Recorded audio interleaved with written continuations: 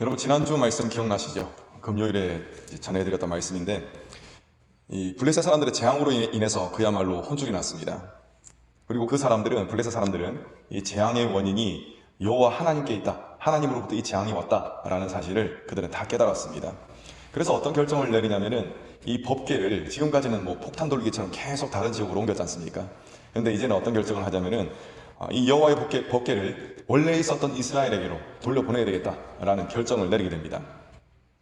블레셋 민족들이 했던 행동들을 보면은 그들이 꽤 진지한 자세로 이것을 행했다라는 사실을 알 수가 있습니다. 그들은 제사장들과 전술가들을 불렀습니다. 그래서 법궤를 돌려보내는 방법에 대해서 논의를 합니다.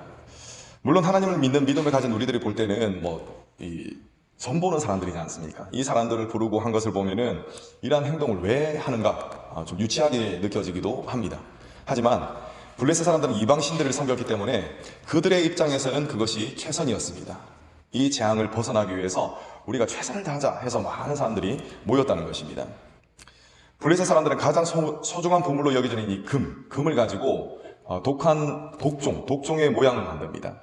그리고 금으로 쥐를 만듭니다. 그것도 이제 방백의 수대로 만들어서 다섯 개씩을 만들게 됩니다. 왜 만들었냐면은 제물로 바치기 위함입니다. 하나님이 그것을 기뻐 받으시진 않는데 그들 나름대로는 굉장히 무서웠던 모양입니다. 그래서 최선을 다해서 그것들을 만들고 바칩니다. 여러분, 이 사람들이, 블레셋 사람들이 어떠한 목적을 가지고, 어떠한 마음을 가지고 이러한 행동들을 했겠습니까? 단순한 두려움입니다. 만약에 그들이 하나님을 공경하고 또 두려워하는 것, 그것이 경외라고 하지 않습니까? 만약에 블레셋 사람들이 하나님을 경외하는 마음으로 행동을 했다면 하나님께서 기뻐하시는 것이 무엇인가 라는 것을 먼저 따져봤을 것입니다. 그런데 그들은 그렇게 하지 않고 그들에게 있어서 익숙한 것들, 익숙한 방식, 그것으로 행동을 했다는 것입니다. 여러분, 다시 말씀을 드리지만 이 블레셋 사람들에게 있어서 최우선의 과제는 무엇입니까? 하나님을 믿고 구원을 얻는 것. 이것이 최우선의 과제였으면 정말 좋겠습니다만은 그들은 그냥 이 고통에서 벗어나는 것, 이것이 최우선 과제였습니다. 그들이 보이는 모습을 보면은 꼭 바로와도 같습니다. 바로에게 이제 재앙이 임하지 않습니까? 10가지 재앙이 임할 때 바로도 불에 댄 것처럼 화들짝 놀라면서 이 재앙을 물러가게 하라 라고 하면서 하나님을 두려워하는 모습을 보입니다. 그런데 하나님을 공경하지는 않습니다. 이들에게서도 그러한 모습이 보인다는 것입니다. 눈앞의 어려움만 벗어나고 보자 라는 이런 공통적인 모습이 있다는 것이죠. 블레셋 사람들은 고민을 했습니다. 그 고민 끝에 자신들만의 방식을 만들었습니다. 새 수레를 만들었고 그 위에 법궤를 올려놓는 것입니다. 그리고 송아지가 딸린 암소 2마리를 선택해서 수레를 끌게 했습니다. 근데 이 모습을 여러분들도 읽으셔서 잘 아시겠지만 모습을 보면은 참 비정하다고 해야 될까요? 그런 모습이 느껴집니다. 굳이 젖을 빠는 새끼 송아지를 데리고 옵니다. 같이 데리고 와가지고 그 출발 장소에서 갈라놓는 것이죠. 여러분, 이 새끼가 딸린 어미소의 머릿속에는 어떤 생각이 가장 많이 차지하고 있겠습니까? 새끼를 돌보려고 하는 생각, 그 생각이 머릿속에 가득 차지하고 있을 겁니다. 그런데 그들은 황당한 조건을 내겁니다. 여러분, 6장 9절 말씀을 여러분이 읽어주시겠습니다. 9절 시작. 베스메스로 가면 이 큰 재앙은 그가 우리에게 내린 것이요 그렇지 아니하면 우리를 친 것이 그의 손이 아니요 우연히 당한 것인 줄 알리라 하니라. 여러분, 새끼 딸린 소가 이제 새끼하고 헤어졌어요. 그리고 나서 가다가 새끼 있는 쪽으로 돌아볼 확률이 얼마 정도 된다고 보십니까? 저는 99% 이상이라고 봅니다. 그런데 그들이 어떤 조건을 내걸었죠? 어미소가 돌아보지 않고 베스메스 쪽으로 곧장 가면은 그것도 한 마리가 아닙니다. 2마리입니다. 2마리 다 새끼가 있었던 소입니다. 그런데 방금 갈랐었습니다. 그런데 이 소들이 베스메스로 곧장 가면은 이 재앙이 여호와로 인한 것이고, 만약에 이 암소들이 돌아본다면은 우리에게 닥친 재앙이 우연히 일어난 것이다. 이렇게 지금 이야기를 하고 있는 것입니다. 여러분, 이 조건을 내걸었다는 것은 무엇을 의미하냐면은 여호와의 권능을 인정하기 싫었다는 것입니다. 어쩌다가 생긴 거겠지. 굉장히 힘들기는 하지만 어쩌다가 생긴 것으로 몰아가려고 하는 그 모습을 이것을 통해서 알 수가 있습니다. 어찌되었든 블레셋 사람들은 여호와의 궤를 새 수레에다 싣고, 그리고 암소 2마리는 수레를 끌면서 출발합니다. 그런데 놀랍게도 어떤 일이 생기냐면은 이 2마리 암소는 뒤를 한번 돌아보지도 아니하고 그냥 곧장 베스메스로 가게 됩니다.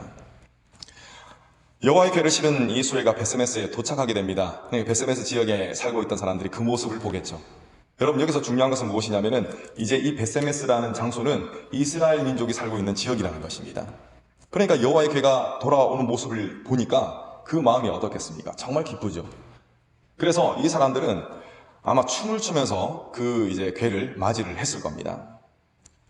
그리고 이 이스라엘 사람들은 어떤 것을 했냐면은 하나님께 제사를 드리게 되었습니다.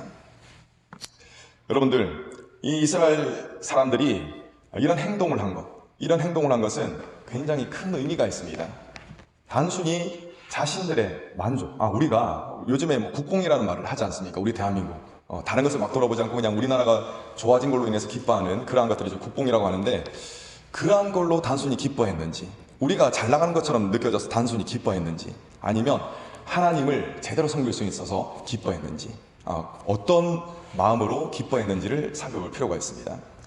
여러분, 가만히 생각해 보면은 이 여호와의 법궤가 지금 돌아왔지 않습니까? 돌아왔습니다. 그러면은 이 법궤가 돌아오는 데 있어서 이스라엘 백성들이 기여를 한 것이 있습니까? 없습니까? 없습니다. 전혀 없습니다. 그냥 하나님이 블레셋 사람들을 치셔가지고 아이쿠나 이러면서 돌려보낸 겁니다. 결국엔 여호와 하나님께서 행하신 권능으로 인해서 블레셋 사람들이 굴복한 결과가 무엇이냐면은 법궤가 돌아온 것입니다. 여러분, 이것을 통해서 우리가 무엇을 알 수가 있냐면은 제 아무리 하나님이 느껴지지 않는 그런 암울한 상황이라 하더라도 하나님께서는 일하신다는 것입니다. 그리고 하나님께서는 권능을 나타내신다는 것입니다. 지금 우리가 닥친 상황, 우리에게 닥친 상황, 그것이 어떻게 느껴지십니까? 굉장히 암울합니다. 교회가 억울하게 누명을 쓰고 질타를 받습니다. 물론 잘못한 부분은 있겠죠. 그런데 침소봉대하면서 엄청 키워서 질타를 받고 있습니다. 가만히 보면 하나님께서 일하시지 않는 것 같습니다. 그런데 그럼에도 불구하고 하나님께서는 일하신다는 것입니다. 여러분, 우리의 상황이 정말 어둡다 하더라도 이 당시 상황보다 어둡겠습니까? 저는 그렇지는 않다고 봅니다. 하나님의 인재의 상징으로 여겨졌던 법궤가 완전히 뺏겨버렸습니다. 그런데 그것이 하나님의 권능으로 돌아왔다는 것이죠. 왜? 하나님이 일하셨기 때문에. 여러분, 어두운 상황 가운데서도 하나님의 일하심을 믿고 끝까지 소망을 가지시기를 간절히 축원합니다. 자, 다시 말씀드립니다. 말씀으로 돌아갑니다. 여호와의 언약궤가 돌아왔던 것, 그것을 보고 기뻐했던 베스메스 사람들, 그 사람들은 수레의 나무를 쪼개고 그리고 수레를 끌고 왔던 2마리 암소를 번제물로 하나님께 올려드립니다. 언약궤가 돌아오고 이에 대한 기쁨으로 제사까지 드렸습니다. 그러니까 이제 이스라엘 사람들은 행복하게 잘 살았더래요. 이렇게 이제 이야기가 끝나면 딱 좋습니다. 그런데 여러분 아시죠? 이야기가 그렇게 끝납니까? 그렇지 않습니다. 베스메스에서도 큰 문제가 터집니다. 그들이 여호와의 언약궤를 들여다본 것, 그것이 화근이었습니다. 여러분, 여호와의 법궤는 어떤 물건입니까? 그냥 일반적인 물건이 아닙니다. 그것이 아니라 성전의 기물입니다. 그리고 이 법궤는 어떤 물건이냐? 지성소에 있는 물건입니다.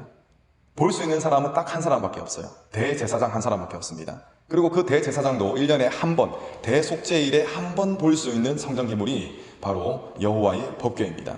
그런데 베스메스 사람들은 궁금했습니다. 이 법궤가 어떻게 생겼고 어떤 구조로 생겼는지 궁금했던 것입니다. 그래서 굉장한 호기심을 갖고 있었다라는 것을 우리는 알 수가 있습니다. 여러분, 어떤 것에 대해서 호기심을 갖는 것, 그것은 어찌 보면 자연스러운 일입니다. 그런데 여호와의 법궤에 대해서 호기심을 가지는 것은 다 또 다른 문제라는 것입니다. 전혀 다른 문제라는 것입니다. 왜냐하면 그들이 여호와의 법궤를 열어보았다는 것은 여호와를 경외함이 없었다는 것을 나타내기 때문에 그렇습니다.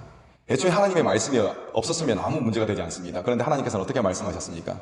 그 여호와의 법궤를 성전 기물을 함부로 대하지 마라 라고 분명히 말씀하셨습니다.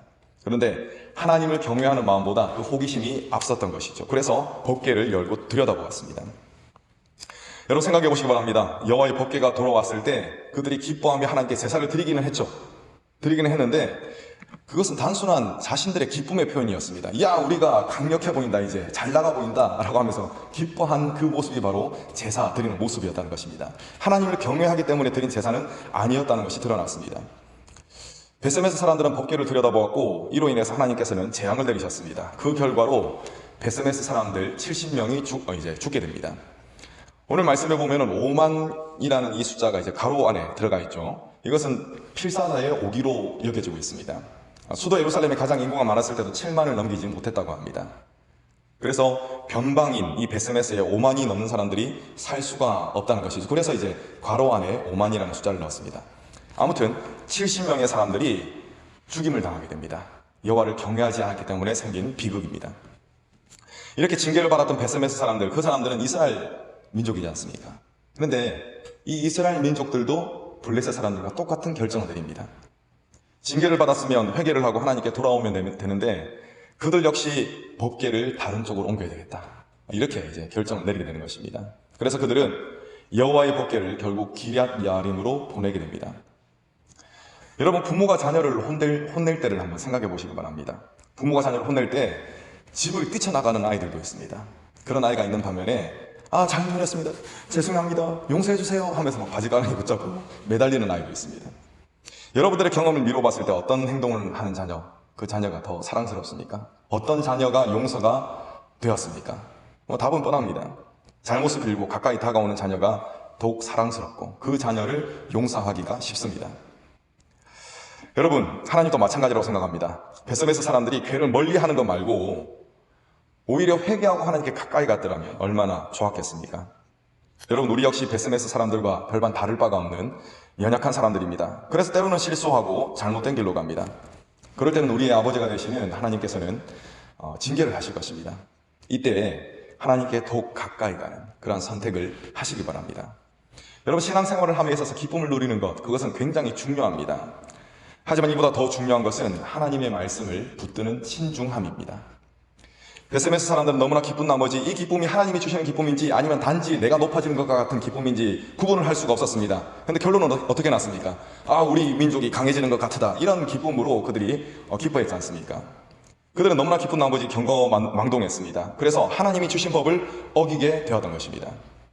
여러분, 오늘 선포된 이 말씀을 반면교사로 삼아서 하나님 말씀 안에서 신중하게 생활하시는 그런 저와 여러분들 되시기를 간절히 소망합니다.